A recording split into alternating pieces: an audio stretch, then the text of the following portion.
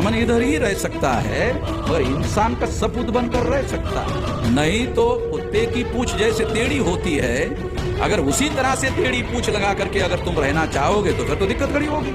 Modi RSS से डरता है, आरएसएस ब्राह्मण में साथ है। हम लोगों को आज अगर ये सारे अधिकार एससी एसटी ओबीसी के नाम पर मिले हुए हैं, ये अधिकार हमें हिंदू के नाम पर कहीं पर भी नहीं मिले हुए हैं।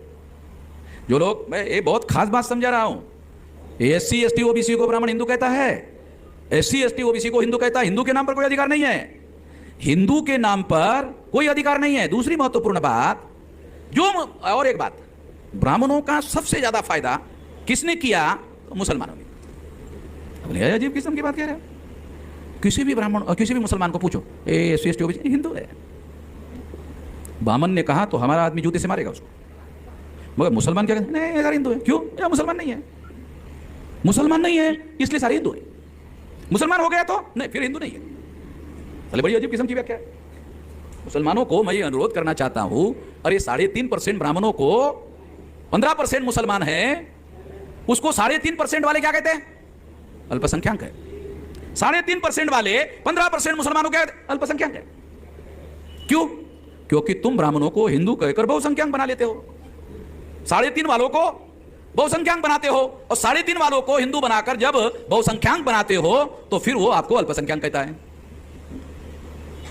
तो मुसलमानों को भी टर्मिनोलॉजी कॉन्शियसली यूज करनी चाहिए कि एससी एसटी ओबीसी को हिंदू के नाम पर अधिकार नहीं है। दूसरी मौलिक बात, जो बात बहुत फंडामेंटल है, वो क्या है? हिंदू शब्द कैसे आया? अंसारी, मुसलमान का दिया हुआ है। मैंने ब्राह्मणों को कहा, रेलवे में ट्रैवलिंग करते रहता हूं, तो रेलवे में इधर तीन तो रहते ही है। तुम्हारी इच्छा हो तो भी रहते हैं, नहीं हो तो भी आमने सामने, उसका मुंह अपने मुंह पर और अपना मुंह उसके ऊपर रखना पड़ता है। ब्राह्मण के ऊपर शूद्र को मुंह रखना पड़ता है, शूद्र को ब्राह्मण, उसकी इच्छा हो या ना हो, 8 घंटे की ट्रैवलिंग में तो कम से कम रखना ही रखना है। तो आप जो है, ये जो ब्राह्मण लोग हैं, ये लोग मौलिक रूप से, मैं ये बात आप लोगों को बताना चाहता हूं, ये मौलिक रूप से जानने की बहुत ज्यादा जरूरत है कि जो ब्राह्मण लोग हैं वो कभी भी अपने को हिंदू नहीं मानते। कितने मुसलमान पता है?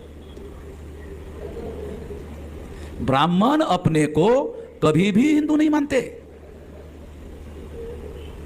ब्राह्मण ब्राह्मण ही कहते हैं। उन्होंने ब्राह्मणों के संगठन बना रखे हैं, जन्म से लेकर मृत्यु तक और मृत्यु के बाद तक ब्राह्मण ब्राह्मण के नाम पर ही जीवित रहता है। मरने के बाद भी बोलता है मैं ब्राह्मण हूं, मेरे संस्कार शूद्र की तरह नहीं होने चाहिए, मेरे संस्कार ब्राह्मण की तरह ही होना चाहिए। मर गया फिर भी उसके ब्राह्मण के संस्कार ब्राह्मण के नाम पर ही होते हैं। तो ब्राह्मण कभी भी अपने को हिंदू नहीं कहता। दयानंद सरस्वती का नाम सुना? राजकोट का, गुजरात का दयानंद सरस्वती, ब्राह्मणों का कोई लीडर ही नहीं था, तब था ऑल इंडिया में दयानंद सरस्वती। तो क्या कहा? रिकॉर्ड में लिखा हुआ है, क्या कहा? हिंदू मुसलमानों की दी हुई गाली है, हिंदू मुसलमानों की दी हुई गाली है। जब दयानंद सरस्वती जैसा बड़ा ब्राह्मणों का नेता ऐसा कहता है कि हिंदू मुसलमानों की दी हुई गाली है, तो इसके 2 अर्थ बताता हूं। एक तो इसका मतलब ब्राह्मण अपने को हिंदू मानने के लिए तैयार नहीं, इसका डॉक्यूमेंट्री एविडेंस हो गया, ठीक है, पहली बात। दूसरी बात, वही ब्राह्मण एससी एसटी ओबीसी को हिंदू कहता है। बड़ा अजीब किस्म की बात है। जिस हिंदू शब्द को वो अपने साथ जोड़ने के लिए मना करता है, वही हिंदू शब्द वो एससी एसटी ओबीसी को कहता है ये हिंदू है,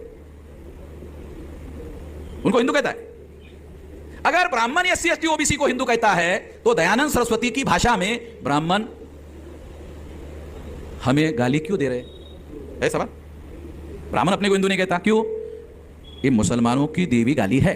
चलो ठीक है, तुम्हारी बात थोड़ी देर के लिए चर्चा के लिए मान लेते हैं, ये मुसलमानों की देवी गाली है। तो तुम हमको मुसलमानों ने जो गाली दी, तुम ब्राह्मण लोग आजकल एससी एसटी ओबीसी को हिंदू कहते हो, क्यों कहते हो? मैंने 2-4 वीडियो बनाया है, कामड़े संकेत कामड़े मालूम है, और लोगों को मालूम, 2-4 वीडियो बनाई इस विषय पर, बहुत खास बात बताओ बोला ना। जब बनाया तो ब्राह्मणों ने कहा रे साले तो पकड़ लिया बामन में सामने, हिंदू कहेंगे हिंदू की मुसलमानी दी हुई गाली है, अगर ये कहेंगे तो एससी एसटी ओबीसी के लोग साले जूता मारेंगे, तो क्या करें क्या करें? उनको ये संकट खड़ा हो गया, तो इसका रास्ता निकाला। क्या रास्ता निकाला? सनातन हमारे धर्म का नाम है। आजकल नया जो शब्द आ रहा है ना सनातन, वो मेरी वजह से आ रहा है। मैं खास बात बता रहा हूं, ये सारे देश भर में कांग्रेस की वजह से, बीजेपी की वजह से, अब किसी के भी कुछ भी वजह से कुछ नहीं हो रहा है, मेरी वजह से हो रहा है।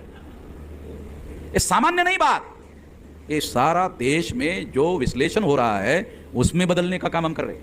उसमें कौन से शब्दों का उपयोग होना चाहिए, कौन से शब्दों का उपयोग नहीं होना चाहिए, ये डिसाइड हम कर रहे हैं। कोई सामान्य बात नहीं है।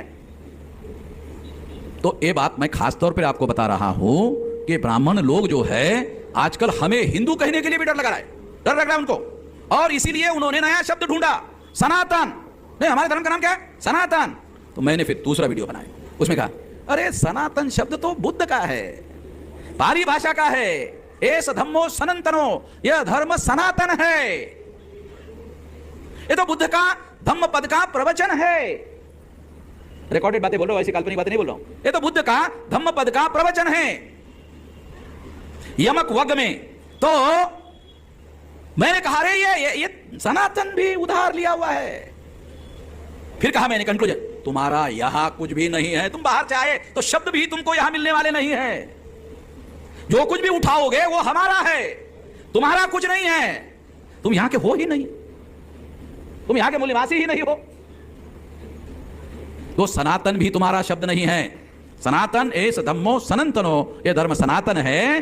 तो ये बात आज ये जो विमर्श देश में चल रहा है, हम लोग डिसाइड कर रहे हैं, और ब्राह्मणों को विमर्श में जवाब देना और चर्चा करना मुश्किल हो गया है। बौद्धिक क्षेत्र में हमने उन लोगों को चुनौती दी हुई है, और उस चुनौती का उनके पास पंडित कहने वाले लोगों के पास कोई जवाब नहीं है।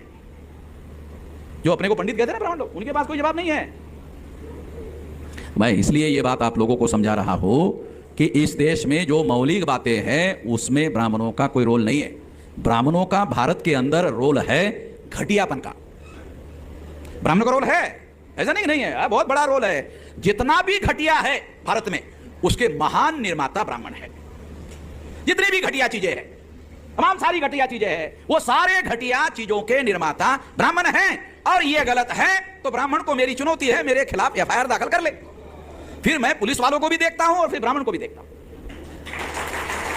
अभी मेरा 67 साल चल रहा है, एक भी एफआईआर मेरे खिलाफ नहीं है, और जितना बोलता हूं उतना कोई भी बोलता नहीं है। एक भी एफआईआर नहीं है।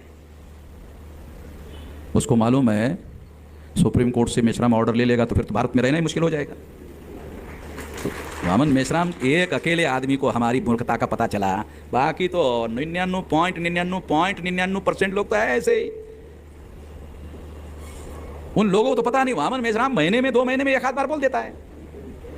बोलने दो, एक आदमी को समझ में आ गया हमारा सारा साजिश, हमारा सारा षड्यंत्र, बाकी को तो कुछ समझ में नहीं आ रहा है। और फिर 2-3 घंटे के लिए उसके लोग सुनते हैं, फिर घर में जाके अपने काम धंधे में लग जाते हैं, और महीने 2 महीने में फिर भूल जाते हैं। फिर 3-4 महीने के बाद फिर वामन मेश्राम कार्यक्रम करेगा तो रिफ्रेशमेंट कोर्स चलाएगा तो याद आएगा, रिफ्रेशमेंट कोर्स नहीं चलाएगा तो फिर हमेशा के लिए भूल जाएगा। ये तमाम बातें हैं, ये कोई ऐसी बातें मैं किताबी नहीं कह रहा हूं, ये एकदम व्यावहारिक जीवन में जो हो रहा है, जैसे हो रहा है उसका व्यावहारिक रिफ्लेक्शन मेरे बोलने में आ रहा है। जो स्थिति है वो बता रहा हूं। इसलिए हम इस बात को आगे बढ़ाने के लिए ध्येयवाद को लेकर आगे बढ़ना होगा। हमें अपना ध्येयवाद किसी संदर्भ में लेकर चलना है। हमारे महापुरुषों ने बताया हुआ रास्ता है, आजमाया हुआ रास्ता है, साबित किया हुआ रास्ता है। उनके आंदोलन की बदौलत ही हम लोगों को अधिकार मिले। कॉन्स्टिट्यूशन में हमको रिकॉग्नाइजेशन मिला, रिकॉग्नाइजेशन की वजह से राइट मिला, और राइट की वजह से हम लोगों को कुछ मिल रहा है। ये कोई काल्पनिक बातें तो है नहीं। इसलिए हम लोगों को ये सारी बातें संदर्भ के साथ समझकर आगे बढ़ना होगा। हमें अपने महापुरुषों का आंदोलन, जिसकी बदौलत हम लोगों को सारे हक और अधिकार मिले, उस आंदोलन को आगे बढ़ाना होगा। यही मुख्य विषय यहां पर है। इस आंदोलन को आगे बढ़ाना होगा। इस आंदोलन को आगे बढ़ाने के लिए मैं अपने जीवन में 18 साल